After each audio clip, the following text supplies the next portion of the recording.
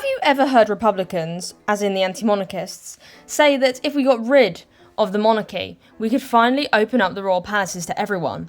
Well, I'm here to tell you, as many of you will probably know already, that's simply not true. In fact, it's one of the biggest myths in the Republican argument, and today I'm going to show you exactly why.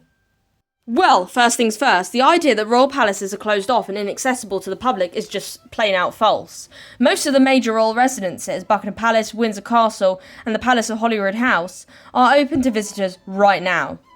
Anyone could book a ticket, take a tour, walk the grounds, and explore the staterooms and learn about centuries of British history, and also learn about the living history, e.g., today, how the monarchy uses these palaces, in the 21st century.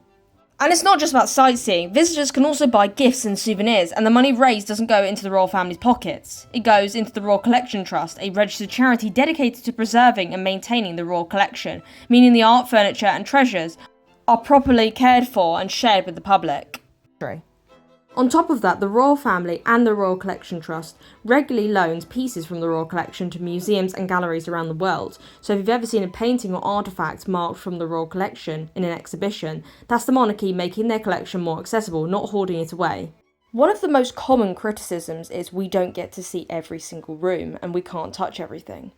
But let's be realistic, you don't get unlimited access in a museum either. There are always staff-only areas, conservation spaces, archives, and private offices. And it's the same with palaces. They're working buildings. The royal family uses them for state events, ceremonies, and official duties. And even if the monarchy were abolished, those spaces would still be used by the state and remain closed for security and practical reasons. And let's bust another myth. If we became a republic, you're not suddenly getting free reign over these buildings. Take Parliament, for example, it's literally closed most of the year.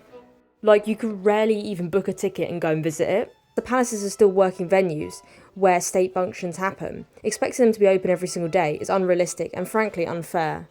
And let's also remember that the royal estates isn't a collection of fancy buildings, it's a massive employer. Thousands of people work across royal households, estates and visitor attractions, from gardeners to guides, security staff to historians. The monarchy supports countless jobs and without it, many of those roles could disappear. And while there's a debate about wages, which there is in every industry, the point stands, the monarchy contributes significantly to employment, tourism and heritage preservation. And it's not just about the buildings. The royal family also allows public access to vast amounts of land, parks, gardens and estates that people enjoy every single day. They don't have to do that, they choose to share it. So next time you hear a critic say, if we got rid of the monarchy, we could finally open the palaces to the people, remember this. The palaces are already open. The royal collection is already shared. Public access is already happening, often more than with government buildings. And abolishing the monarchy wouldn't change any of that, except perhaps by reducing access, not increasing it. This isn't about locked doors and hidden halls, it's about political spin, and when you look at the facts, that spin doesn't hold up. Anyway, that's the end of the video. I hope you enjoyed it. If you did, make sure to like and subscribe for more royal news.